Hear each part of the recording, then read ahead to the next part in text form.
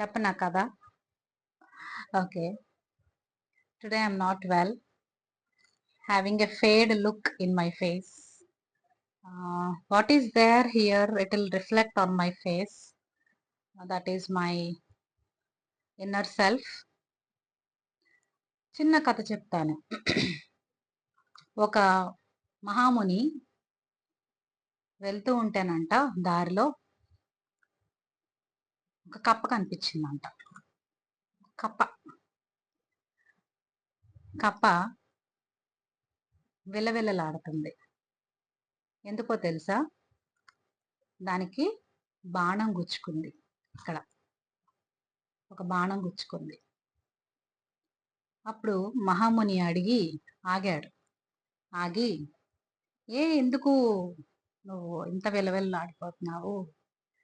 నువ్వు శ్రీరాముడిని తలుచుకోవచ్చు కదా, శ్రీరామచంద్రుణ్ణి. సకల కష్టాలను తీర్చేది ఆ శ్రీరామచంద్రుడే కదా. ఆయన తలుచుకో, నీ నీ బాధలన్నీ పోతాయి అని ఆ మహాముని అన్నాడంట. అప్పుడు కప్ప ఏముందో తెలుసా? బాణం వేసిందే శ్రీరామచంద్రుడు. సో నేను ఇంకెవరిని తలుచుకోవాలి? నా బాధకు కారణమైన వాడే శ్రీరామచంద్రుడు. ఇంకా శ్రీరామచంద్రుని తలుచుకునే ఉపయోగం ఏంటి అని అందంట. అవును కదా? ఒక్కొక్కసారి మనం కొంతమంది మీద చాలా నమ్మకాలు పెట్టుకుంటాం. కానీ అంత నమ్మకం చూపించిన వాళ్ళే మన మీదకి బాణాలు వదిలితే హృదయం గాయపడుతుంది కదా. ఖచ్చితంగా గాయపడుతుంది. ప్రాణమే పోవచ్చు, గుండె పగిలి. కప్ప మరి బ్రతకదు, చనిపోతుంది. ఎందుకంటే కప్ప ప్రాణం ఎంత? రాముని బలం ఎంతో. మనం అల్పులం, చిన్న చిన్న జీవితాలు మనవి. సో శ్రీరామచంద్రులు అంతటి వాళ్ళు బాణాలు వదులుతున్నప్పుడు మనం